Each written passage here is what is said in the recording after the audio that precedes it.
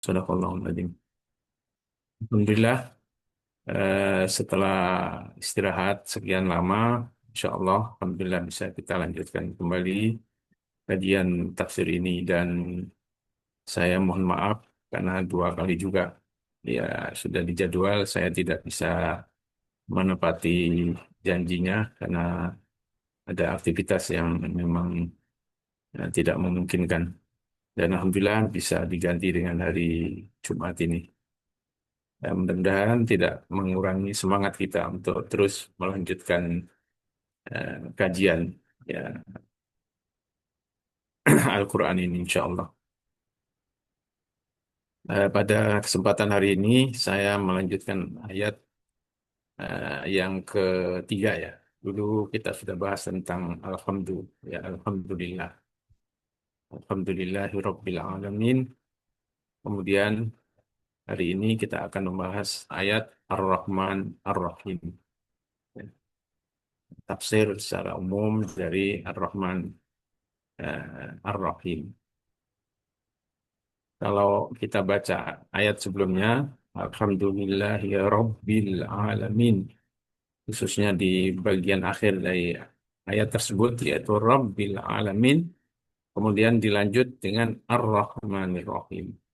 Ini mengingatkan kepada kita tentang tujuan penciptaan alam semesta itu, karena Rabbil Alamin itu kemudian langsung disambung dengan Ar-Rahmanir Rahim.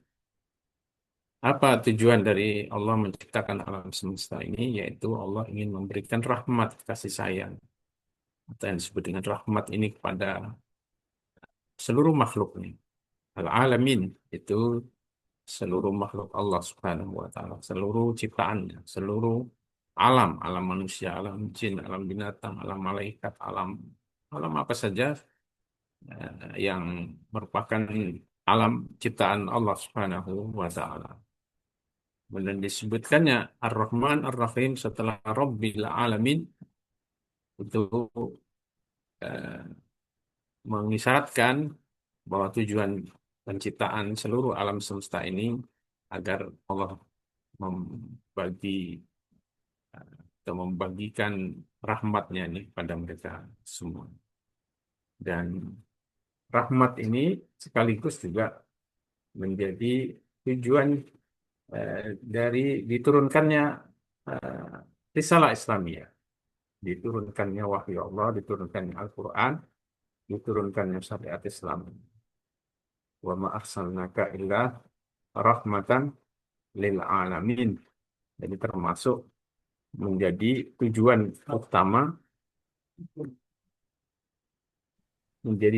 utama diturunkannya risalah Allah Subhanahu wa taala.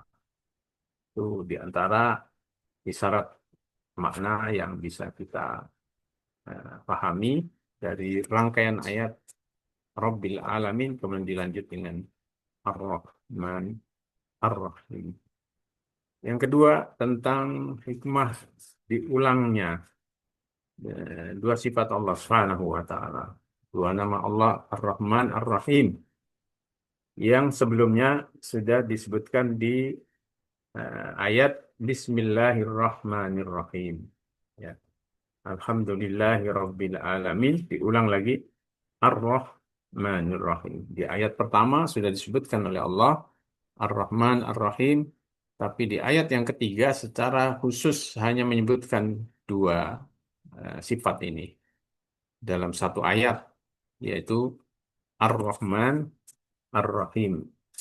Ya, hikmahnya tentu ya Allah ingin menyampaikan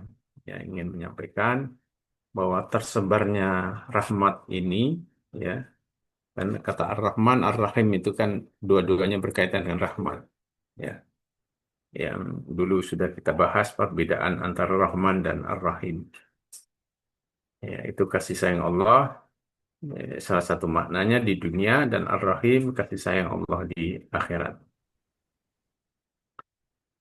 Eh, Pengulangan ini ya mengisyaratkan bahwa tersebarnya rahmat Allah itu menjadi asas, menjadi landasan bagi iradah ilahiyah ya dalam menciptakan alam wujud ini dan mengutus para rasulnya. Jadi, eh, jadi Allah menciptakan itu seluruh alam semesta ini atas landasan rahmat Allah Subhanahu wa taala. Allah ingin membagi rahmat Allah ini kepada seluruh alam semesta yang diciptakannya ini. Dan betapa luasnya rahmat Allah disebutkan oleh Allah, oleh Rasulullah Shallallahu Alaihi Wasallam dalam salah satu sabdanya bahwa Allah punya 100 rahmat. Satu rahmat dibagi di seluruh dunia ini, seluruh di dalam kehidupan dunia ini dibagi ke seluruh alam, alam di langit, di bumi, di mana saja, ini semua berbagi untuk mendapatkan satu rahmat Allah dan cukup bahkan lebih. Nanti yang 99 ditunda oleh Allah, diberikan oleh Allah di akhirat. Ya, apa luasnya rahmat Allah Subhanahu wa taala. Satu rahmat saja sudah meliputi segala sesuatu. Wasiat wa wasiat rahmati kulla syai'in atau wa rahmati wasiat kulla syai'in, dan rahmatku meliputi segala sesuatu ini di dunia dan juga nanti di akhirat. Jadi rahmat ini merupakan tujuan terpenting dalam risalah Islam ini. Wa ma arsalnaka illa rahmatan lil alamin. Ya. Kemudian kalau kita kaitkan dengan Bismillahirrahmanirrahim, ya, di ayat yang pertama itu, yang Bismillahirrahmanirrahim, Ar-Rahman Ar-Rahim juga disebutkan di ayat yang pertama. Kemudian kaitannya dengan ayat yang ketiga ini diulang lagi secara khusus. Ya, kalau di ayat yang pertama, yaitu Bismillahirrahmanirrahim, itu ya, untuk mengenalkan tentang eh, sifat atau dasar dari sifat-sifat Allah Subhanahu wa taala. Jadi seluruh sifat Allah itu dasarnya yang paling mendasar itu adalah Ar-Rahman Ar-Rahim. Karena di situ Allah mengajarkan kita agar dalam melakukan segala sesuatu itu diawali dengan Bismillah Ar-Rahman Ar-Rahim, dengan menyebut nama Allah dengan dua sifatnya tadi itu. Berarti ini sifat yang menjadi landasan dasar dari semua sifat-sifat Allah Subhanahu wa taala. Kemudian di ayat yang ketiga Allah mengulanginya lagi, ya. Allah mengulanginya lagi untuk apa? Untuk menjelaskan bahwa tujuan terbesar dari diciptakannya alam semesta ini sekali lagi adalah memberikan rahmat kepada seluruh alam semesta tadi itu, ya. Di ayat atau dalam keterangan yang lain juga disebutkan, eh, kalau di ayat yang pertama Bismillahirrahmanirrahim, kemudian ayat yang kedua Ar-Rahman Ar-Rahim, ya, karena Allah Subhanahu wa taala, apalagi di ayat yang kedua itu kemudian dilanjutkan Ar-Rahmanir-Rahim Maliki Yaumiddin, ya, dilanjutkan dengan Maliki Yaumiddin. Maliki Yaumiddin berkaitan dengan akhirat. Kalau Bismillahirrahmanirrahim sebelumnya berkaitan dengan Rabbil Alamin, dengan alam semesta di dunia ini. Ya, ini menjadi isyarat bagi kita bahwa Allah Subhanahu wa taala itu Rahman dan Rahim dalam kehidupan dunia dan juga Rahman dan Rahim dalam kehidupan akhirat nanti, khususnya bagi orang-orang beriman tentu. Itu rangkaian, kalau kita memahami rangkaian penyebutan Ar-Rahman Ar-Rahim dalam eh, baik terkait dengan ayat yang pertama, kedua, dan ayat sesudahnya. Jadi Rahman dan Rahim di dunia dan Rahman dan Rahim di akhirat. Makanya Rabbil Alamin Bismillahirrahmanirrahim. Kemudian Alhamdulillahirabbil alamin. Terima kasih atas penciptaan alam semesta yang diawali dengan rahmat Allah Subhanahu wa taala. Kemudian setelah itu Ar-Rahmanir Rahim, Maliki Yaumiddin. Kita juga tetap berharap rahmat Allah nanti di akhirat. Nanti kita sampai ke penjelasan tentang Maliki Yaumiddin. Ya. Dan ini sekaligus ya menjelaskan tentang kenapa kemudian setelah Ar-Rahman Ar-Rahim yang kedua kemudian Allah menyebutkan Maliki Yaumiddin. Karena memang rahmat Allah ini meliputi kehidupan dunia dan juga meliputi kehidupan nanti setelah dunia ini berakhir, yaitu di akhirat. Yang kedua, ya, makna dari pengulangan Ar-Rahman Ar-Rahim ini. Jadi pengulangan ini akan menguatkan dalam perasaan kita tentang rahmat Allah Subhanahu wa taala yang mendominasi kehidupan ini. Dan itu kemudian tertanam di dalam akal kita supaya itu menjadi menyatu dalam akal pikiran kita bahwa nanti kalau ini sudah menyatu di akal kita tertanam dengan kuat di dalam akal seorang mukmin, ya, bahwa segala sesuatu yang terjadi dalam kehidupan kita ini itu sesungguhnya sejatinya adalah rahmat Allah. Termasuk nanti kalau ini sudah menyatu dalam pikiran kita, ya, itu secara otomatis kita menjadi orang yang hidupnya optimis. Dapat musibah bisa jadi mengucapkan alhamdulillah. Karena itu rahmat Allah menyertai segala segala sesuatu. Karena itu kemudian Allah memerintahkan, ya, dua sifat ini Ar-Rahman Ar-Rahim ini diulang-ulang dalam sholat. Ya. Berarti kita mengulanginya 34 kali gitu kalau kita sholat yang wajib saja. 34 34 kali. Sesuatu yang kita ulang-ulang sampai 34 kali sifat yang utama Allah Subhanahu wa taala ini harusnya menguatkan, ya, kesan, menguatkan eh, apa persepsi kita bahwa segala sesuatu yang dihadirkan oleh Allah dalam kehidupan ini merupakan rahmat Allah Subhanahu wa taala. Sehingga dengan demikian akal hati kita, ya, dipenuhi oleh perasaan yang sangat mendalam tentang keagungan persepsi Islam tentang rahmat ini. Jadi, kita betul-betul menghayati ketika kita membaca kenapa ayat ini diulang-ulang dan demikian rupa dalam sholat dua sifat ini, sementara sifat yang lain kan tidak sedemikian rupa, kan tidak masuk dalam surat Al-Fatihah ini. Jadi supaya hati dan pikiran kita itu betul-betul penuhi dengan perasaan yang sangat mendalam tentang keagungan persepsi Islam, tasawur Islami tentang rahmat Allah Subhanahu wa taala. Jadi rahmat ini, kalau merujuk ayat tadi itu, wa ma arsalnaka illa rahmatan lil alamin, menguatkan ayat ini Ar-Rahman Ar-Rahim ini. Dengan demikian bisa kita lihat bahwa rahmat ini menjadi asas dasar dari semua syariat yang ditetapkan oleh Allah Subhanahu wa taala dan semua sistem Islam yang ditetapkan oleh Allah Subhanahu wa taala. Asasnya rahmat Allah Subhanahu wa taala. Bahkan juga menjadi tujuan dari pelaksanaan semua syariat, semua sistem, semua aturan yang ditetapkan oleh Allah. Baik itu positif ataupun negatif dalam pandangan manusia, yang sejatinya seluruhnya untuk kemaslahatan manusia.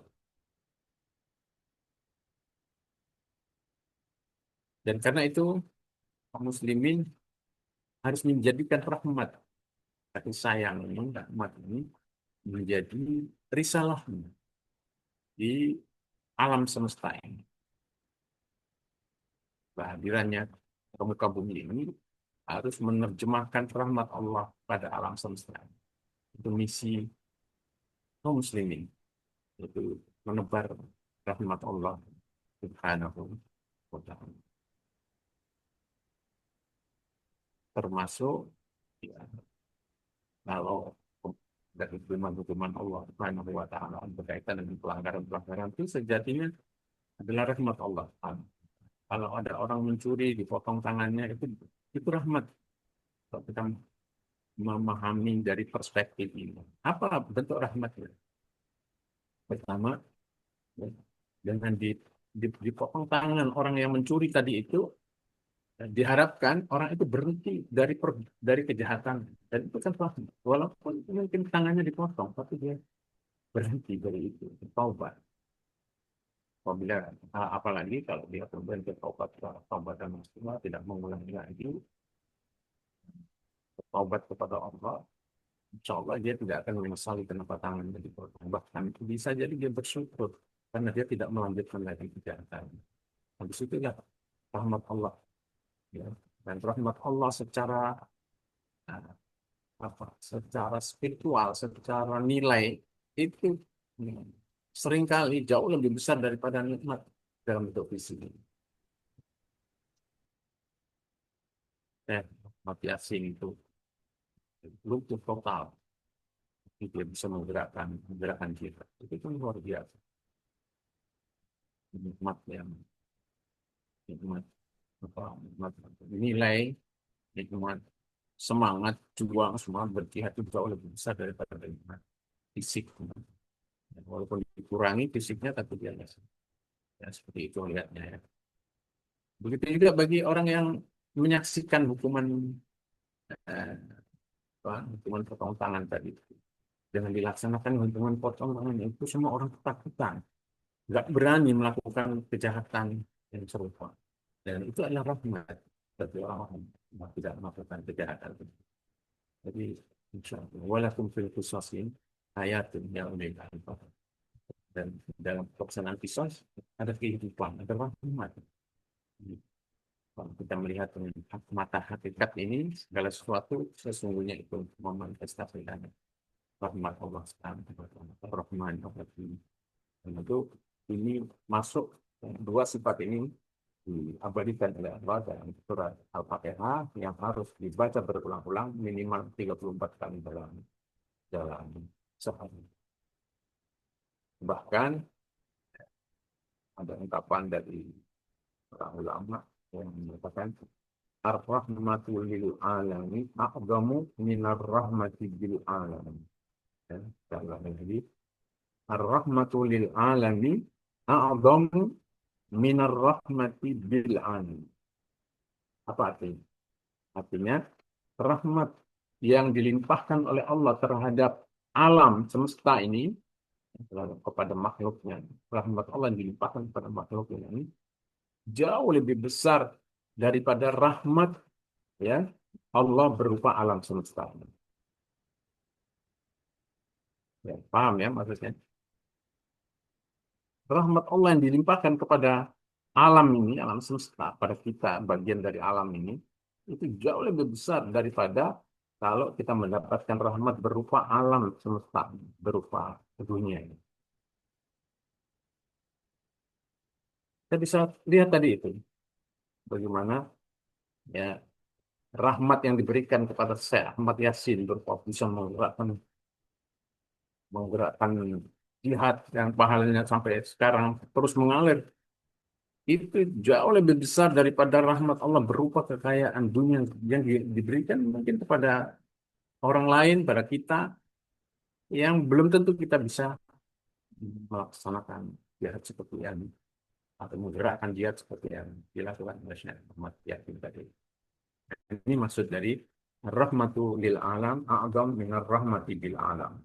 Rahmat yang dilimpahkan oleh Allah kepada hambanya ini ya, jauh lebih besar daripada rahmat Allah berupa alam semesta.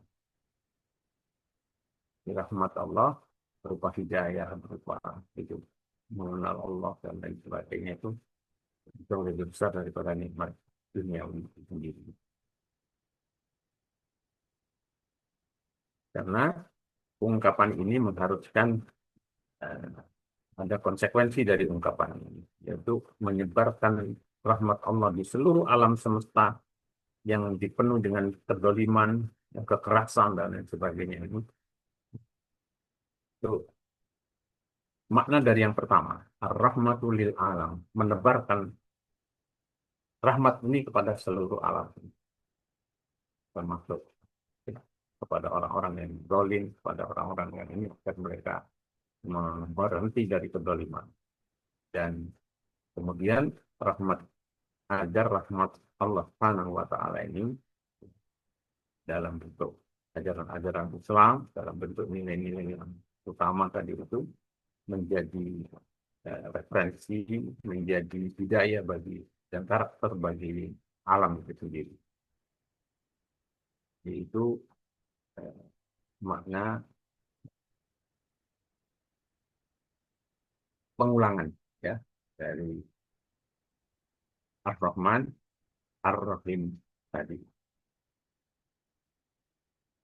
Juga kalau kita perhatikan bagian penjelasan dari bahwa tujuan eh, diturunkannya ajaran Allah atau agama Allah ini adalah untuk menebarkan rahmat.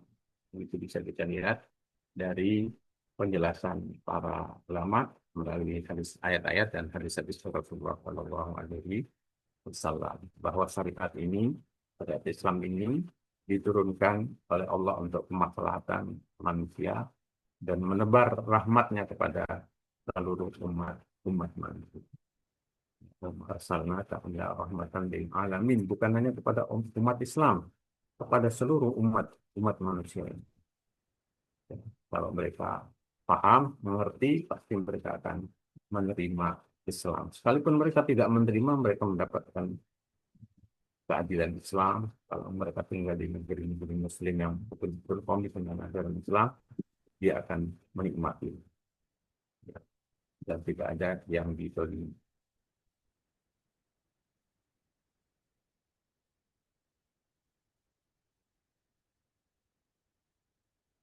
Yang ketiga, yang ketiga, kenapa Ar-Rahman Ar-Rahim ini diulang? Penunjukannya liyu'akida, untuk menegaskan bahwa rahmat Allah Subhanahu wa taala, bahwa rahmat itu sangat dominan dalam sifat-sifat Allah Subhanahu wa taala. Sebelum menciptakan kehidupan dunia ini dan sebelum Allah mengakhiri kehidupan ini. Makanya Bismillahirrahmanirrahim, ya, Alhamdulillahirabbil alamin. Sebelum Allah menciptakan alam Rabbil alamin, Allah itu sifatnya sudah Ar-Rahman Ar-Rahim. Dan sebelum Allah mengakhiri dunia ini, ya, sebelum nanti kita masuk ke akhirat, juga disebut ulang lagi Ar-Rahman Ar-Rahim. Ya. Karena itu sifat Ar-Rahman Ar-Rahim sangat dominan di dunia dan juga nanti sangat dominan di akhirat. Dan kita bisa membaca bagaimana dominannya rahmat Allah Subhanahu wa taala nanti di akhirat. Allah mengampuni banyak dosa, ya. Eh, di dalam hadis-hadis dibacakan, ada salah seorang yang diambil oleh Allah di hadapan, di padang mahsyar, di hadapan semua makhluk, kemudian diperlihatkan oleh Allah catatan amalnya, ya. Dan dibacakan oleh Allah, ini semua amal kamu, perbuatan kamu, dan diakuinya. Apakah ada utusanku, malaikatku yang mendolimimu? Tidak ada, ya Allah. Semua sama, semua sesuai dengan apa yang pernah saya lakukan. Dan manusia tidak bisa mengingkarinya, ya, karena semua menjadi saksi. Kulit, ya, anggota badannya semua menjadi saksi. Di dalam riwayat disebutkan, dalam pikiran hamba ini, dia tidak akan selamat.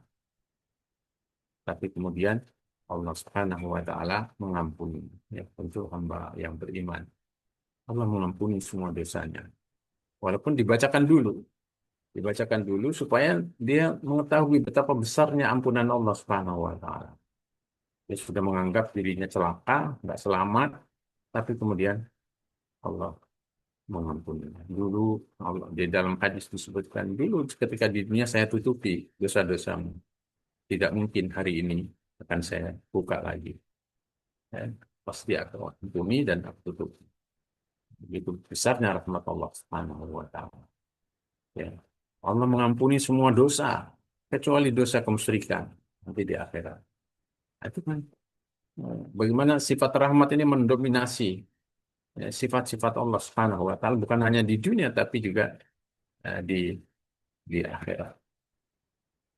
Makanya kalimat ini diulang dan setelah pengulangan itu disusul dengan maliki yaumid. Supaya kita tidak putus asa, ya, termasuk kita punya harapan nanti di akhirat. Karena itu dalam semua perbuatan Allah, baik ketika mencipta, ya rahmatnya selalu meliputinya. Makanya tadi itu warahmati wasi'at kulla syai'in. Ya, ketika Allah menciptakan alam semesta ini diliputi bahkan dilandasi dengan rahmat Allah. Ketika Allah menjelaskan menetapkan syariat-syariatnya, semuanya itu landasan adalah rahmat Allah Subhanahu wa taala. Bahkan ada ayat yang menyebutkan la yukallifullahu nafsan illa wus'aha. Allah tidak membebani manusia ini kecuali sekuat kemampuannya. Yang kita bisa lihat dalam syariat-syariatnya. Ya, yang nggak bisa puasa, nggak mampu puasa boleh, ya, tidak berpuasa nanti diganti. Yang sakit nggak bisa menggunakan air boleh tayamum, yang nggak bisa sholat nggak bisa berdiri boleh duduk, nggak bisa duduk boleh berbaring, berbaring nggak bisa menggerakkan anggota tubuhnya asal memiliki kesadaran dengan isyarat saja sudah cukup.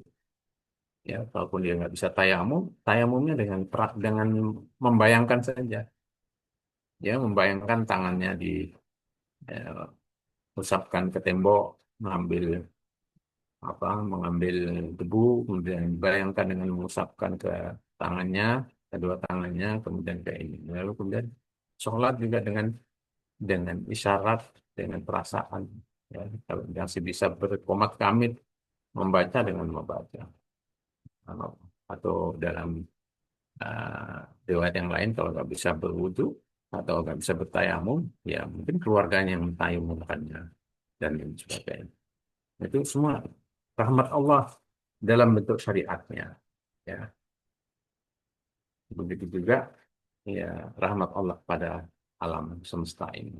Alam semesta ini diciptakan, khususnya bumi ini diciptakan dengan karakteristik yang bisa ditinggali oleh umat manusia.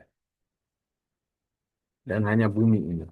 Sementara langit ya nggak bisa ditinggali oleh oleh manusia. Kalaupun mau tinggal di sana, ya perlu biaya dan tidak sedikit. Ya, perlu belajar ilmu macam-macam untuk bisa datang ke langit, ke atas sana, ke bulan dan lain sebagainya. Tapi dalam waktu singkat harus kembali lagi. Tapi bumi ini, Masya Allah, diciptakan oleh Allah sedemikian rupa. Tanahnya bisa dimanfaatkan untuk menanam, lautnya diisi ikan, orang tinggal ngambil. Rahmat Allah Subhanahu wa ta'ala. Jadi dalam semua hal. Ya.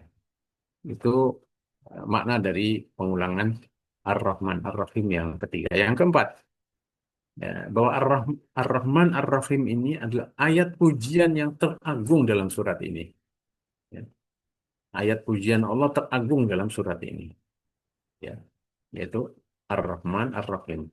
Karena itu dua sifat inilah yang diulangi oleh Allah di dalam ayat ini, di dalam surat ini, dalam surat Al-Fatihah, surat teragung. Ya, pujian di dalam hadis qudsi ya, dalam hadis qudsi itu Allah berfirman, aku membagi sholat ini dua bagian, sebagian untuk aku dan sebagian untuk hambaku. Ya, kemudian disebutkan ketika hambaku membaca Ar-Rahman Ar-Rahim, maka aku jawab, asna alayya abdi, hambaku memujiku. Jadi ini langsung dijawab oleh Allah ketika kita membaca surat Al-Fatihah tadi itu di dalam sholat. Ar-Rahman, Ar-Rahim dijawab langsung oleh Allah. Asna alayya abdi. Hambaku memujiku dengan pujian yang teragung dalam surat ini. Karena itu, apa makna rahmah itu? Ya, dalam membaca sifat sebagai sifat Allah Subhanahu wa taala ketika kita membaca Ar-Rahman, Ar-Rahim, maka itu salah satu di antara maknanya kita menjauhkan segala macam hal yang tidak layak bagi Allah Subhanahu wa taala dan kemudian menyematkan semua kebaikan bagi eh, Allah Subhanahu wa taala.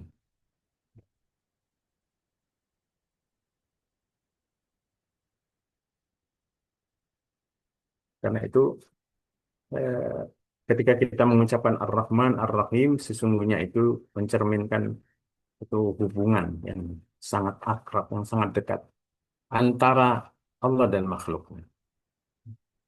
Jadi, ketika kita membaca Ar-Rahman, Ar-Rahim, itu sesungguhnya kita sedang berkomunikasi dengan Allah Subhanahu wa taala. Karena itu Allah langsung menjawab, Asna alayya abdi. Ya.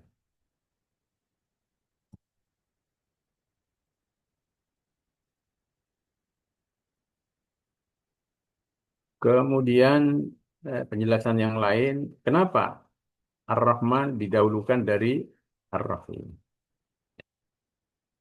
Jadi karena Ar-Rahman ini sifat yang khusus bagi Allah. Karena itu kemudian didahulukan pada sifat yang Ar-Rahim menurut sebagian ulama eh, eh, kalau kita menggunakan nama Rahman itu tidak boleh untuk manusia. Tapi kalau Rahim, Ar-Rahim itu sebagian ulama membolehkan. Karena eh, hanya sifat Ar-Rahman atau nama Ar-Rahman inilah yang khusus bagi Allah Subhanahu wa taala. Ya.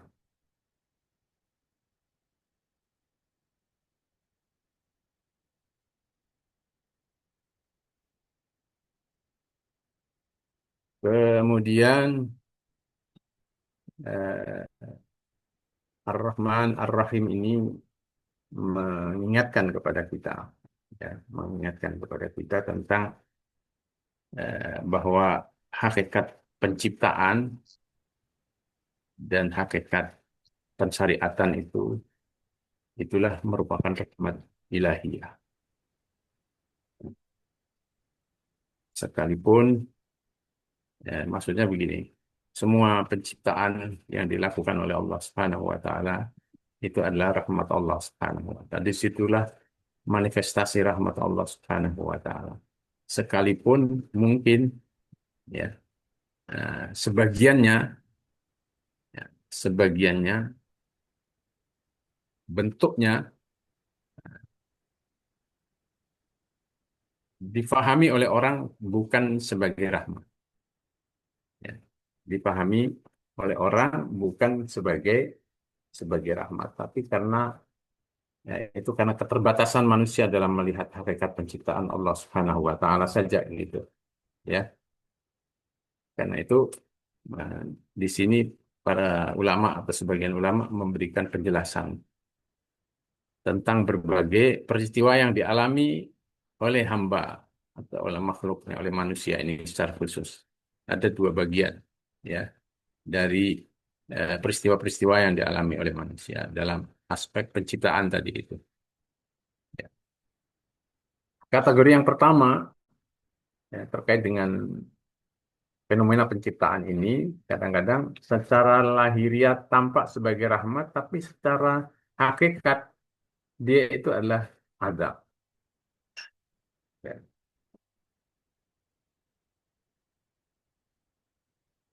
Atau sebaliknya, yang kedua, atau sebaliknya. Secara lahiriah nampak sebagai sesuatu yang tidak, yang merugikan. tapi pada hakikatnya itu adalah rahmat Allah Subhanahu wa Ta'ala. Ya, kita dalam hal ini bisa diberikan pelajaran oleh Allah dalam kisah Nabi Musa dan Khidir, gitu ya. Nabi Musa dan Khidir, ya, di mana Nabi Musa melihat peristiwa dengan mata dohirnya, sementara Nabi Khidir melihat peristiwa itu dengan bimbingan dari Allah dan memandangnya dari sisi hakikat ilahiyah itu sendiri. Sehingga terjadi perbedaan penilaian, bahkan sangat ekstrim. Ya, bagaimana Khidir membunuh anak kecil. Ya, makanya kemudian diprotes oleh Nabi Musa. Tapi eh, kemudian di ujung dijelaskan oleh Khidir bahwa itu semua karena kehendak Allah Subhanahu wa Ta'ala. Itu semua mencontohkan betapa dalam kehidupan ini bisa jadi kita juga mengalami hal seperti itu. Satu musibah, mungkin ya, kerugian bisnis, ya mungkin bahkan kehilangan mobil, mungkin kebakaran rumah, ya semoga tidak menimpa kita semua itu. Tetapi itu menurut pandangan kita, tapi bisa jadi menurut pandangan Allah itu adalah rahmat bagi orang tersebut. Dan orang itu baru bisa memahami hakikat peristiwa tadi itu sebagai rahmat Allah. Kalau kemudian Allah menunjukkan apa hikmah di balik musibah tadi itu, ya seperti yang pernah dialami oleh Nabi Ayub, ya. Nabi Ayub karena seorang nabi dan punya pandangan hakikat dalam melihat peristiwa duniawi ini, beliau tetap bersabar. Diuji dengan sakit selama, dalam riwayat itu disebutkan selama 18 tahun. Anaknya semuanya diambil oleh Allah, dimatikan oleh Allah. Kekayaannya yang dulu orang kaya raya, Nabi Ayub itu orang kaya raya. Sampai kemudian istrinya mendesak, bukankah kau seorang nabi yang kalau berdoa pasti dikabulkan oleh Allah. Tetap dijawabnya dengan pertanyaan balik kepada istrinya. Berapa lama kita diberi nikmat oleh Allah? Jawabnya 30 tahun lebih. Ya, 30 tahun. Kita baru berapa tahun? Ya, baru mungkin waktu itu baru 15 tahun. Karena itu kemudian Nabi Ayub tidak mau berdoa kepada Allah. Ya, menerima dengan penuh sabar. Dan akhirnya ketika masa ujian itu berakhir, semua harta kekayaannya dikembalikan lagi oleh Allah, tentu dengan cara yang alami, bisnisnya pertaniannya di apa disuburkan kembali, bisnisnya kembali lagi, bahkan dikaruniai anak lagi 2 kali lipatnya. Nah, itu kan tadi itu kalau seorang melihat berbagai penciptaan berkaitan dengan penciptaan Allah ini dengan mata hakikat yaitu rahmat Allah Subhanahu wa taala, dia mampu memiliki kesabaran yang berlapis, ya, ya. Dan itu seharusnya kalau kita menghayati surat Al-Fatihah ini, yang dari kenapa kemudian Ar-Rahman Ar-Rahim diulang oleh Allah, harusnya kita bisa sampai pada tingkatan itu. Hingga apapun musibah yang dihadirkan oleh Allah selalu eh, mempersepsi pasti ada rahmat di balik ini. Ya, sehingga kita tidak bertindak di luar batas, di luar aturan yang dibenarkan oleh Allah Subhanahu wa Ta'ala. Demikian pula ketika kita melihat hakikatul amri, yaitu hakikat syariat, penetapan perintah yang dibuat oleh Allah Subhanahu wa Ta'ala, semua pasti baik. Ya, termasuk seluruh ajaran Islam ini yang menurut sebagian orang memberatkan. Ya, eh, itu bisa kita merasakannya sendiri. Bagi sebagian orang, qiyamul lail itu berat. Sampai dia tidak bisa bangun. Nggak mungkin saya bisa bangun. Sampai dulu saya pernah menerjemah orang Jerman mau masuk Islam, itu salah satu syaratnya, boleh nggak saya kalau masuk Islam itu saya nggak, boleh nggak saya nggak bangun malam gitu katanya. Atau nggak bangun sholat subuh. Saya tanya waktu itu, kenapa? Bagi saya sholat bangun jam segitu itu berat. Saya sedang nyenyak-nyenyak tidur. Waktu itu saya jawab, ya boleh-boleh saja bangunnya agak akhir katanya. Tapi sebelum matahari terbit yang penting. Tapi waktu itu saya pesan pada mahasiswa yang menerjemah, nanti kalau sudah masuk Islam, kamu jelaskan. Nanti kalau dilatih bisa. Nanti orang yang mungkin nggak pernah bisa bangun malam karena merasa berat, bagi kita yang sudah terbiasa bangun malam, itu bukan sesuatu yang memberatkan. Jadi eh, seperti itulah manusia dalam memahami rahmat Allah yang termanifestasi dalam seluruh seluruh ajarannya. Gitu. Bahkan ya Rasulullah SAW menceritakan dalam salah satu hadisnya, ketika seseorang sudah menikmati buah dari eh, kesabarannya di dunia ini, lalu kemudian sudah sampai di akhirat dan mendapatkan balasan apa ganjaran yang jauh lebih ya, nikmat dari penderitaannya dulu di dunia. Kata Rasulullah, yawaddu ahlul afiyah yaumal qiyamah. Orang-orang yang eh, nggak pernah menderita, boleh dikata begitu, nggak ya penderitaannya eh, nggak signifikan lah di dunia ini. Tapi dia nanti di akhirat masuk Islam, masuk surga. Maka sebetulnya Rasulullah, orang yang tidak terlalu berat menderita di dunia ini pada hari kiamat, dia berharap ya sekiranya dulu ketika di dunia ini kulitnya ya di digaruk ya oleh orang dengan di dunia ini dengan dengan sikat besi itu. Kenapa? Kata Rasulullah SAW. Karena mereka melihat balasan yang begitu besar yang diberikan oleh Allah kepada orang-orang yang dulu di dunia ini menderita, diuji oleh Allah dengan ujian yang sangat berat dan mereka bisa bersabar.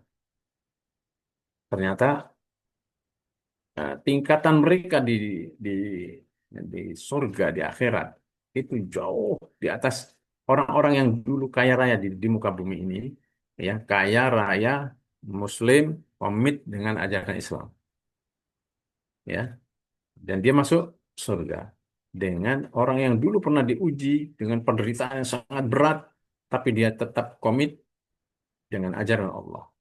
Maka ketika melihat ini, dia berharap ya Allah kembalikan kami ke, ke dunia supaya saya bisa mendapatkan rahmatmu di akhirat ini sebagaimana mereka mendapatkannya. Nah itu kalau sudah sampai pada melihat tingkatan uh, hakikat hakikat rahmat Allah Subhanahu wa taala orang seperti itu. Ya, karena itu ini semua saya kira pelajaran-pelajaran yang bisa kita ambil dari pengulangan Ar-Rahman Ar-Rahim ini. Ya. Bahkan di sini disebutkan minar rahmati khalqun nar. Nah, ini berkaitan dengan tadi hakikat pensyariatan. Kenapa Allah kemudian menetapkan adanya neraka? Diciptakannya neraka sebagai balasan itu hakikatnya adalah rahmat Allah Subhanahu wa taala. Di mana letak rahmatnya? Di letak rahmatnya supaya orang meyakini ya adanya adanya neraka yang sangat mengerikan itu, kemudian dia tidak berani melakukan kejahatan, keburukan, dan hal yang dilarang. Dan itu kan rahmat, ya rahmat Allah Subhanahu wa Ta'ala yang sangat sangat besar tentunya. Dan karena itu menakut-nakuti dengan neraka itu boleh, ya, yang sah saja karena dia sedang eh, mendapatkan rahmat Allah kalau dia meyakini dan menghayati apalagi sampai ketakutan dia nggak berani dilihat apalagi dilihat manusia tidak dilihat manusia pun dia tidak berani melakukan kejahatan. Kenapa? Karena pikirannya terpaut dengan gambaran neraka Allah yang sangat sangat mengerikan. Dengan demikian maka Allah menciptakan neraka yang sangat mengerikan itu bagi orang-orang yang mengimaninya itu adalah rahmat Allah Subhanahu wa taala. Bahkan bagi orang kafir. Karena orang kafir pun ya yang melakukan yang pasti masuk neraka kalau mereka masih mengimani adanya neraka dan kemudian ya, tingkat kejahatan orang kafir itu kan berbeda-beda. Ada yang sangat keji, yang sangat besar, ya, ada yang masih ada rasa takutnya. Kadang-kadang kita juga mendengar orang kafir berbicara tentang neraka itu. Ya, sampai kemudian disebutkan oleh Rasulullah SAW, ya, pamannya, paman Nabi, itu disiksa oleh Allah dengan siksaan yang paling ringan. Karena dia pernah membantu membela Rasulullah SAW. Jadi eh, ada manfaatnya, ada menjadi rahmat juga bagi orang kafir diciptakannya neraka itu sehingga menghentikan atau mengurangi bagi mereka mengurangi kejahatan dan keburukan mereka. Nah, itulah makna dari eh, Ar-Rahman Ar-Rahim. Masih ada waktu? Jam berapa ini? Jam, 10 menit lagi Ustadz untuk ya. materinya. Oh, tanya jawab ya. Baik. Masih 10 menit lagi Ustadz materinya. Materinya masih 10 menit lagi. Baik. Saya lanjutkan dengan ayat berikutnya yaitu Maliki Yaumiddin. Ya. Ayat ini, ya, makna dari ayat ini yaitu memberitahukan kepada kita bahwa alam semesta ini akan berakhir. Ya, alam semesta ini akan digulung oleh Allah Subhanahu wa taala, akan dilipat.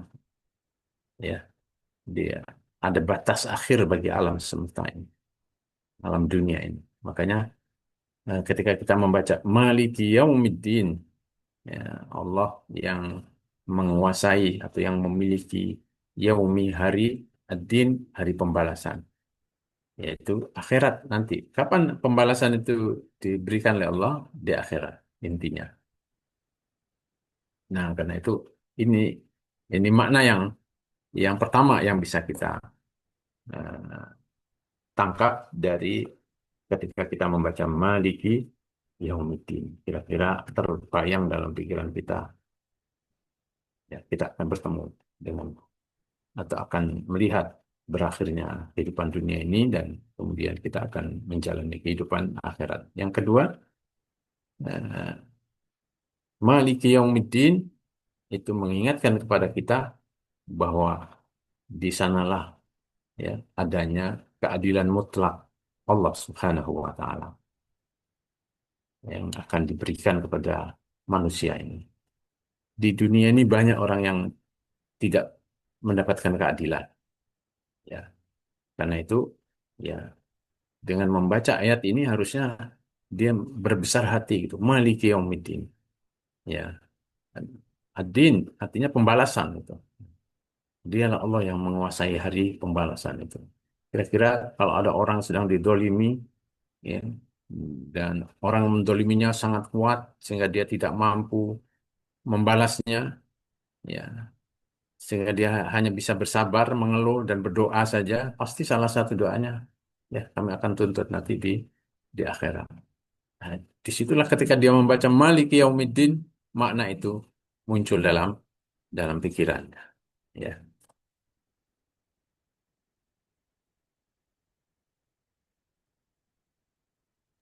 jadi eh, mengingatkan tentang berakhirnya kehidupan dunia ini dan sekaligus juga memberitahukan Maliki Yaumiddin, memberitahukan, ya, dimulainya kehidupan yang sebenarnya itu di akhirat.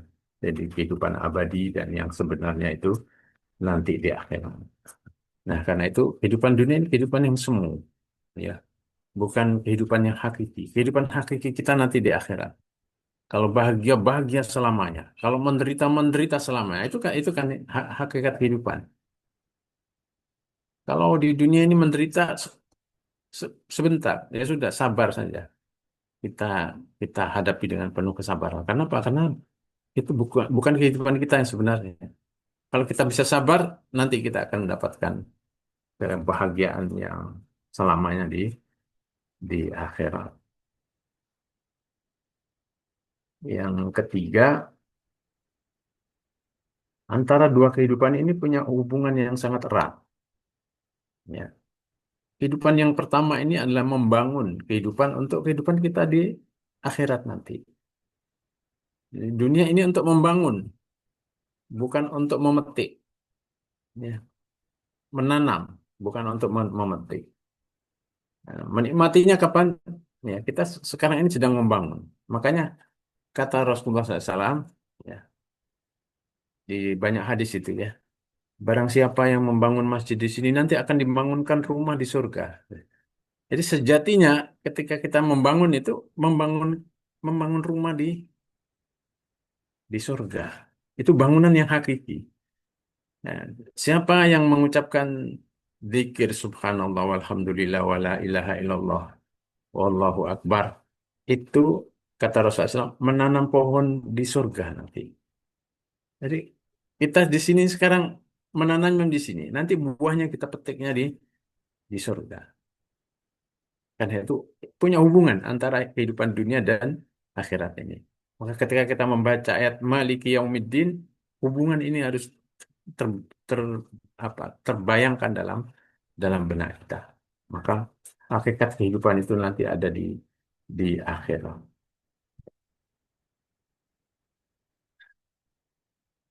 Makna lain dari Maliki Yaumiddin yang harus kita munculkan dalam benak kita, yaitu bahwa dengan membaca ayat ini kita mengetahui jawaban, ya, jawaban yang seringkali membingungkan manusia di muka bumi ini. Ya, walaupun ya, orang Islam harusnya tidak bingung, tapi orang di luar sana banyak yang bingung, yaitu setelah kehidupan ini kita mau kemana? Ya, semua orang yakin bahwa dia akan mati. Kan? Di dunia ini tidak ada yang abadi. Semua orang kafir, orang ateis, apa itu semua meyakini tentang kematian. Tapi apa setelah kematian itu mereka banyak yang tidak mendapatkan jawaban itu. Dari ayat ini kita mendapatkan jawaban itu. Bahwa jawabannya jelas. Maliki yaumiddin. Kita akan mendapatkan balasan dari Allah Subhanahu wa taala. Dan ini dalam filsafat ini jawaban ini ya menghentikan kebingungan eh, filsafat itu sendiri. Karena banyak orang yang bingung setelah mati mau apa sampai konsepsinya tentang hidup setelah kematian itu ada yang mengatakan nanti kita akan reinkarnasi, kita akan jadi binatang ini menjadi itu. Semua hanya reka-reka.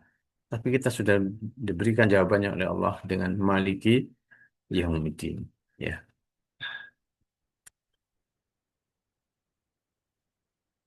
Kemudian eh, Allah mengingatkan ya dengan melalui ayat ini Malik Yaumiddin apalagi disebutkan setelah Ar-Rahman Ar-Rahim.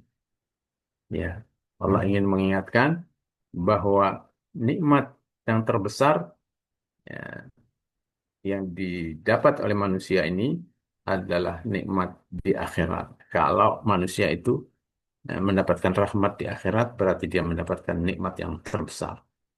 Tidak ada gunanya kalau orang hidup apa berlimpah kekayaan di dunia ini, tapi nanti di akhirat dia tidak mendapatkan rahmatnya. Karena itu dalam sebuah hadis Rasulullah pernah menjelaskan bahwa Allah mengambil dua orang hambanya. Kemudian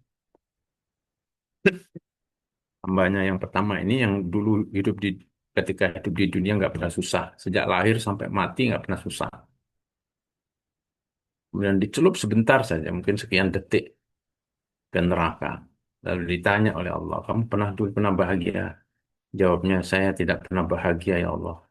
Ya, karena semua kebahagiaan, nikmat, ya, limpahan nikmat yang dinikmatinya itu hilang ketika dia merasakan pedihnya neraka yang hanya sepersekian detik itu. Begitu juga sebaliknya, ada orang yang di dunia tidak pernah senang, melarat sejak lahir sampai mati, tapi dia tetap komit dan dia berhak mendapatkan surga. Hanya dimasukkan surga sepersekian detik dan ditanya oleh Allah, ya, apakah kamu dulu pernah susah di dunia? Dia menjawab, Alhamdulillah ya Allah, saya tidak pernah susah. Nah, ini mengingatkan bahwa rahmat di akhirat yang didapatkan oleh seseorang itu adalah rahmat yang terbesar yang didapatkannya. Karena itu jangan hanya berpikir tentang rahmat di dunia ini, tapi berpikirlah lebih serius untuk mendapatkan rahmat Allah Subhanahu wa taala di akhirat kelak. Ya. Kemudian ya di ayat ini juga Yaumiddin, ya, Yaumiddin ad-din, apalagi kalau nanti dibahas tentang ad-din itu hari pembalasan, yaitu hisab. Ya, ayat ini mengingatkan pada kita semua bahwa dalam proses hisab yang diberlakukan oleh Allah kepada hamba-hambanya yang beriman, itu juga berlaku rahmat Allah Subhanahu wa taala. Makanya kita harus terus berdoa memohon agar Allah merahmati kita pada proses hisab, yaitu dengan doa Allahumma hasibni hisaban yasira, ya Allah mudahkan hisabku. Ya Allah, limpahkan rahmatmu pada proses hisab yang akan aku hadapi nanti. Karena ini sangat penting supaya nanti kita di banyak di apa banyak disuruh lewat saja yang dalam proses hisab. Hisab itu kan perhitungan. Ya, ditanya ini pernah kamu lakukan? Kita menjawab iya, udah nggak apa-apa, lewat. Yang lain lewat, lewat terus gitu, dilewatkan oleh Allah. Karena itu Rasul pernah em, menjelaskan kepada Ummul Mukminin Aisyah, siapa yang nukisa fil hisab udziba. Siapa yang ditanya dalam hisab, arti hisabnya diperdetail, dia pasti dia siksa oleh Allah Subhanahu. Nah, karena itu Ar-Rahman Ar-Rahim Maliki Yaumiddin ini mengisyaratkan bahwa dalam proses hisab yang akan diberlakukan oleh Allah nanti di akhirat itu juga akan diiringi dengan rahmat Allah Subhanahu wa taala. Jadi karena itu berharaplah rahmat Allah pada proses hisab yang pasti akan kita hadapi, pasti akan kita temui nanti di akhirat. Ya. Karena kita pasti akan dihisab. Ya. Ya, sampai orang-orang kafir ya, yang tidak percaya adanya hisab itu nanti akan kaget di sana. Ya. Sampai mereka mengatakan di surat As-Saffat ayat 53 itu, Aidza mitna wa kunna turaban wa idoman, inna lamadinun. Apakah kalau kami sudah mati dan sudah menjadi tanah dan juga tulang, apakah kami nanti akan dibalas, dihisab amal-amal kami? Nah, hari Maliki Yaumiddin mengingatkan bahwa kita akan menghadapi hisab itu, tapi tidak usah takut. Orang-orang beriman kepada Allah yang mengimani adanya hisab itu tetap berharap mendapatkan rahmat Allah. Ar-Rahman Ar-Rahim Maliki Yaumiddin. Karena rahmat Allah akan menyertai ya, proses hisab itu. Asal kita beriman dan terus berdoa kepada Allah agar hisab kita diringankan oleh Allah Subhanahu wa ta'ala. Dalam hadis Rasulullah juga bersabda, Al-Qayyisu man dana nafsahu. Orang cerdas itu adalah orang yang menghisab dirinya sebelum nanti dihisab di akhirat. Artinya, dia memperhitungkan dari sekarang dunia ini. Kalau dia nemui banyak kesalahan, istighfar, taubat, berhenti. Ya, kalau dia menemui banyak amal soleh, bersyukur dan meningkatkan lagi amal-amal solehnya. Itu hisab dunia kita. Hisab dunia itu kita yang lakukan. Sebelum nanti kita dihisab oleh malaikat Allah Subhanahu wa taala. Itu di antara makna maliki yaumiddin. Ya, mungkin saya cukupkan. Kita lanjutkan dengan tanya jawab. Baik Ustadz, Masya Allah ya. Ibu semuanya materinya begitu daging ya, luar biasa Masya Allah. Baik, kita di sesi tanya jawab atau diskusi. Bagi ibu semuanya yang mau bertanya boleh lewat chat atau lewat langsung ke Ustadz ya. Ya, Di sini sudah ada yang bertanya Ustadz lewat chat. Dari Ustazah Lisa Malianti, Afan izin bertanya Ustadz terkait istidraj. Bagaimana mengenali maupun mengingatkan sesama muslim bahwa yang menimpanya mirip istidraj, bukan bentuk ar-Rahman dari Allah Subhanahu wa taala. ya. Ya, istidraj itu kalau kita mendapatkan nikmat tapi tidak kita gunakan untuk hal-hal yang positif, yang baik sebagaimana yang diinginkan oleh Allah. Itu tanda-tanda bahwa itu istidraj. Ya, kalau kita tidak menggunakan nikmat rahmat yang diberikan oleh Allah untuk hal-hal yang diridhoi oleh Allah Subhanahu wa taala. Ya, itu salah satu ininya. Atau mungkin nikmat yang diberikan oleh Allah itu tidak berkah. Ya, nggak berkah itu nggak bisa ya, misalnya begini, kita dulu rajin gitu, ketika bisnis kita masih pas-pasan, masih ini gitu, rajin sholat, rajin doa. Tapi ketika bisnis kita sudah maju, mulai kesibukan mulai datang dan lain sebagainya, udah akhirnya kita udah jarang sholat malam, bahkan sudah mulai meninggalkan sholat wajib dan lain sebagainya. Itu istidraj itu, karena tidak berkah. Ya, tidak berkah. Maka kalau kita mengalami hal seperti itu, segera melakukan evaluasi, ya muhasabah. Ya, kita diberi nikmat oleh Allah, tapi anak-anak kita nakal semuanya. Coba, harusnya kita itu jadi evaluasi juga. Kok kenapa nggak berkahnya nggak melimpah kepada anak-anak? Ya, maka eh, nggak apa-apa. Itu jadi evaluasi, perbaiki. Bisa jadi ada barang haram yang ada dalam bisnis saya dan lain sebagainya. Bisa jadi ada riba, ada ini. Evaluasi semuanya. Ya, Eh, itu cara kita mendeteksi apakah itu tadi itu rahmat atau istidraj. Sebelum nanti kita kemudian dijatuhkan oleh Allah ketika di dunia ini. Istidraj itu kan begitu.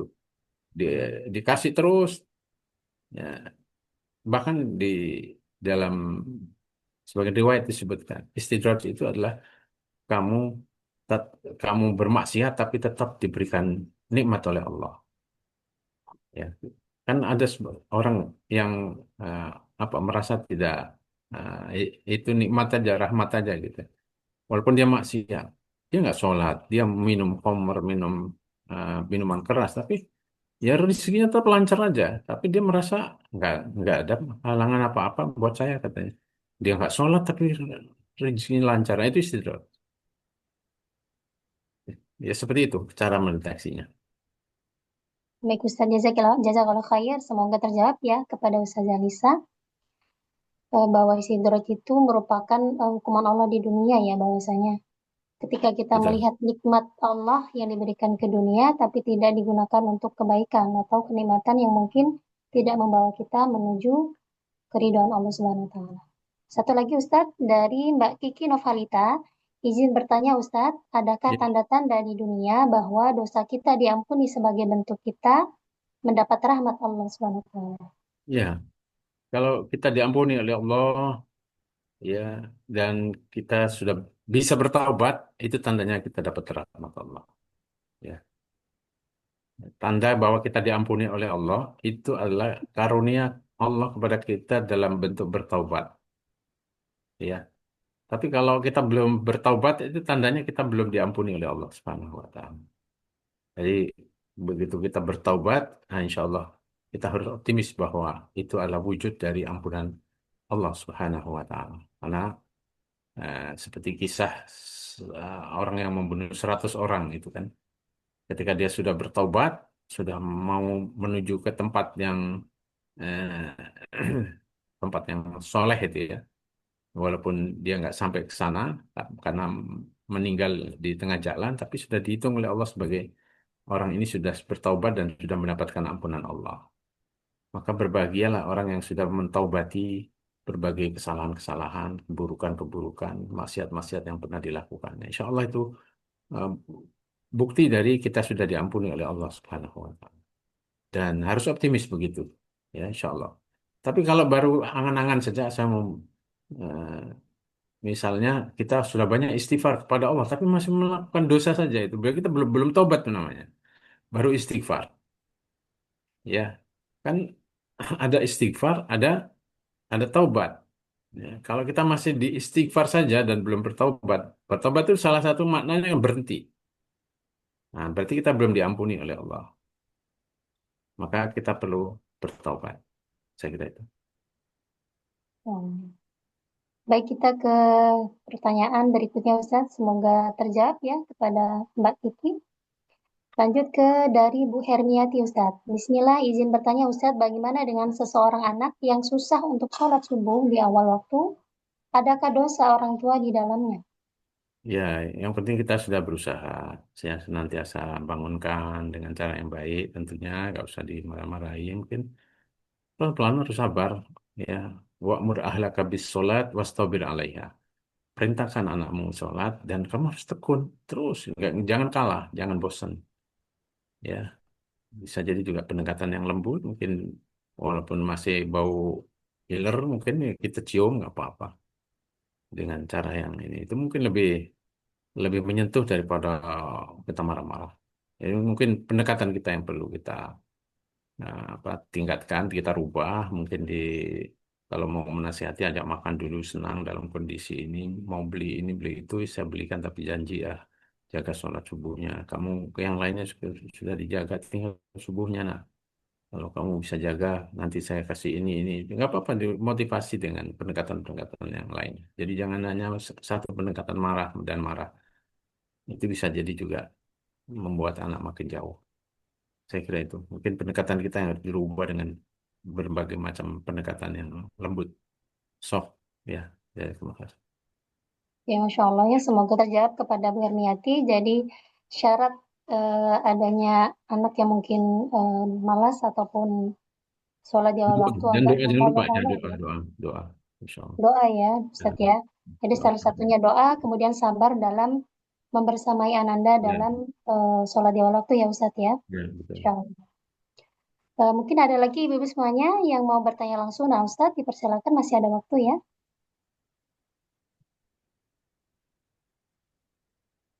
Dari saya ya Ustadz ya, izin bertanya. Ya, Bagaimana memunculkan rasa optimisme kepada seseorang misalkan sudah berputus asa dalam hal rahmat Allah salah satunya dengan misalkan contoh itu mencari rezeki Ustaz. ya, Ketika sudah rajin ibadah, kemudian hal-hal yang lain yang mungkin sedekah bisa memancing rezeki, tapi tidak sesuai dengan doa-doanya Ustaz. Dan kemudian ada rasa putus asa dalam rahmat Allah.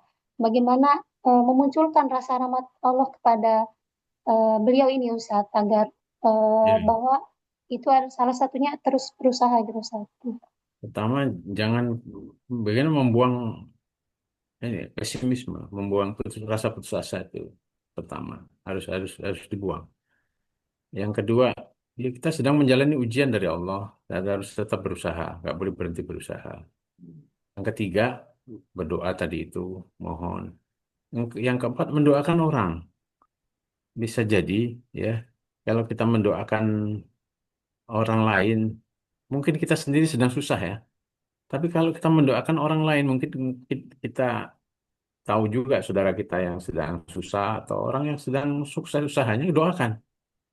Kan begini, siapa yang mendoakan orang lain, ini kadang-kadang kita hanya doa untuk diri kita sendiri. Doakan orang lain yang mengaminkan malaikat. Dan apa doa malaikat bagi orang yang mendoakan orang lain? Ya, dia mendoakan dengan kalimat, Ya Allah berikan, ya, seperti apa yang dia doakan kepada orang itu. Dan diaminkan oleh malaikat. Ya, mungkin kita terlalu egois karena doanya kita ini doa untuk diri kita sendiri saja. Bisa jadi orang yang dalam kondisi tadi itu doakan orang sedang maju, ya Allah berikan perusahaan orang itu makin maju, makin berkah. Kalau diaminkan oleh malaikat berarti kita dikasih kekayaan seperti orang itu. Dan aminnya malaikat itu pasti dikabulkan. Nah, mungkin karena kita em, hanya doanya untuk diri kita sendiri, tapi belum pernah mendoakan orang lain. Dan yang lebih dahsyat itu mendoakan orang yang mungkin nggak kita sukai. Doakan yang baik. Nah, itu kita berarti sekaligus membuang hasad, membersihkan hati kita dari penyakit-penyakit yang seringkali itu menghalangi rizki yang hadir tadi itu. Terakhir, walaupun mungkin kita masih susah, berusaha untuk infak, sedekah. Mungkin punya uang 10.000, tapi dari 10.000 itu nggak apa-apa, yang 1.000 sedekahkan pada orang lain. Insya Allah, itu itu sedekah itu ya apa jalan untuk diberikan oleh Allah Subhanahu wa taala, dimudahkan rezeki kita. Jadi jangan beralasan kami saya sendiri susah ngapain sedekah, padahal enggak. Dalam kesusahan itu kalau kita bisa masih berbuat baik pada orang lain, justru itu jalan untuk ya, dibukakannya kemudahan oleh Allah Subhanahu wa taala. Seperti itu, Mbak. Ya, Masya Allah ya Ustaz. Sama ini Ustaz, terkait tentang sedekah subuh yang dirutinkan itu kan salah satunya dapat doa Hmm. dari malaikat ya Dari Ustaz ya. malaikat, betul. Dan saya dapat cerita bahwasanya ada seseorang yang beliau ini terlilit hutang yang banyak Ustaz. Ya, Tapi beliau berusaha untuk merutinkan sedekah subuh dan beliau berikan ke orang lain, gitu ya. Padahal saya melihat bahwa beliau sebenarnya juga membutuhkan pertolongan dalam hal ekonomi, gitu Ustaz. Itu bagaimana Ustaz? Apakah benar, benar itu. uang itu yang dikumpulkan untuk dirinya sendiri saja atau untuk tetap ke orang lain, Ustaz? Tetap ke orang lain tapi sebagian, sebagian kecil, sesuai dengan ini ya, dengan kebutuhannya. Nggak apa-apa, itu bagian dari upaya untuk eh, mendapatkan tambahan rezeki dari Allah. Dan itu banyak success story gitu dari itu banyak yang sedekah subuh itu, masya Allah luar biasa. Banyak orang mengamalkan itu dan betul-betul karena itu doanya malaikat dikabulkan oleh Allah Subhanahu. Saya kira itu. Ya, Masya Allah. Masya Allah, baik. Alhamdulillah. Satu lagi Ustadz dari Ya. di ruang chat ya dari Mbak Halim Batuhira. Izin bertanya Ustadz, bagaimana cara mencegah timbulnya ujub ketika kita beribadah di tengah banyak orang? Ya, ya, kita ini dalam ibadah kan dilatih untuk di ibadah yang di tempat yang sepi, di tempat yang ramai kan ada sholat jamaah kan pasti harus bersama-sama. Jadi jaga keikhlasan dan ingat kalau ada rasa ujub di hati dia akan membatalkan amal-amal kita. Nah, supaya enggak biasakanlah melakukan hal-hal yang baik itu sirron wajah ron. Ya biasa biasa aja dilihat orang nggak dilihat sama saja. Nah, itu perlu dilatih juga. Makanya kita dilatih sholat berjamaah, sedekah di depan orang ataupun di tempat yang tidak dilihat oleh orang, dua-duanya lakukan. Karena memang dua-duanya diajari oleh Nabi Shallallahu Alaihi Wasallam supaya kita terlatih. Jadi bukan karena ujub. Kalaupun mau muncul ujub, istighfar, berhenti dulu sejenak, istighfar, taubat pada Allah, baru kemudian lanjutkan lagi. Jadi kalau ada rasa itu berhenti dulu. Jangan lakukan apa yang akan kita lakukan. Berhenti istighfar, bila perlu sholat 2 rakaat, taubat pada Allah, ya Allah, kenapa saya masih ada rasa ujub ini? Ampuni dan hilangkan. Lalu melanjutkan lagi. Niat tadi, niat mau berinfak atau berbuat baik dan lain sebagainya. Ya, Masya Allah ya Ustadz ya. Semoga terjawab ya kepada Mbak Halim Batuhira. Intinya kita ketika beribadah, baik di depan orang banyak ataupun sendirian itu diusahakan dibalancekan ya Ustadz ya. Jadi tetap Ya, beribadah tadi. walaupun dalam sepi ataupun dalam keramaian. Dan yang paling penting adalah doa terus dan istighfar ketika rasa ujub itu muncul di hati kita ya Ustaz ya. Ya, Baik, Alhamdulillah kita sudah di penghujung acara Ustaz. Masya Allah ya materinya baik. semoga bermanfaat untuk kita semuanya dan semakin lebih baik nanti ke depannya ya Ustaz ya untuk kehidupan Amin. hari-hari kita.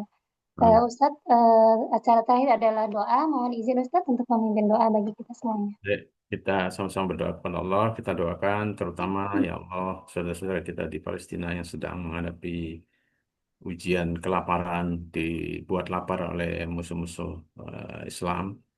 Allah berikan jalan keluarnya segera.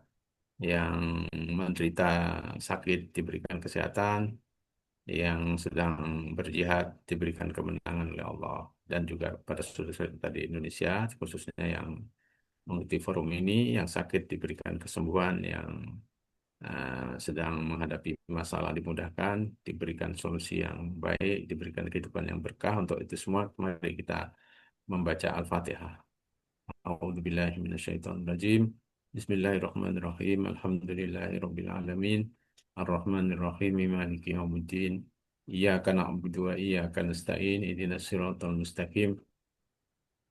صراط الذين أنعمت عليهم غير المغضوب عليهم ولا الضالين آمين اللهم صل على سيدنا محمد وعلى آله وصحبه أجمعين ربنا ظلمنا أنفسنا وإن لم تغفر لنا وترحمنا لنكونن من الخاسرين ربنا لا تؤاخذنا إن نسينا أو أخطأنا ربنا ولا تحمل علينا إصرا كما حملته على الذين من قبلنا ربنا ولا تحملنا ما لا طاقة لنا به واعف عنا واغفر لنا وارحمنا أنت مولانا فانصرنا على القوم الكافرين ربنا لا تزغ قلوبنا بعد إذ هديتنا وهب لنا من لدنك رحمة إنك أنت الوهاب ربنا أفرغ علينا صبرا وثبت أقدامنا وانصرنا على القوم الكافرين ربنا هب لنا من أزواجنا وذرياتنا قرة أعين واجعلنا للمتقين إماما ربنا آتنا في الدنيا حسنة وفي الآخرة حسنة وقنا عذاب النار سبحان ربك رب العزة عما يصفون وسلام على المرسلين والحمد لله رب العالمين آمين. Alhamdulillah, jazakumullah khair kepada Ustadz Anur Rafiq atas waktu dan ilmu yang sudah disampaikan kepada kita semuanya ya Ustadz. Semoga berkah dan diberikan Ya. eh, keberkahan Allah Subhanahu wa taala dalam hidup Ustadz ya. Amin. Allahumma amin. Baik Ibu-ibu semuanya, selanjutnya kita ada Iya. pengumuman ya. Ya. Assalamualaikum warahmatullahi wabarakatuh. Waalaikumsalam.